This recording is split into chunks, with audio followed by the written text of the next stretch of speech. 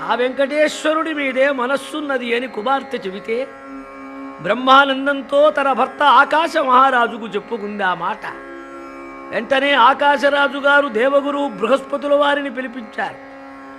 ఇక ఆయన పంచాంగం తీసి వివాహము యొక్క పొంతనను చూచాడు. అమ్మా వకుళాదేవి, మీ అబ్బాయి నక్షత్రమేమిటమ్మా? నక్షత్రమా శ్రవణమన్నది.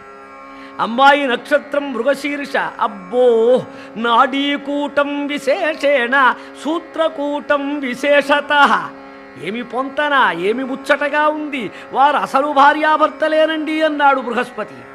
ఇక చూడండి, ఆనందించాడు ఆకాశరాజు. నేను ధన్యున్నైనా ధిక్కారంబునరించు ఖేదము ప్రసాదించున్ ప్రమోదము పేరెక్కెన్ స్వామి ప్రసన్న కల్పతరువై నేడు లోకాలలో దక్కెన్ ఆకిటు మృక్కుకుందు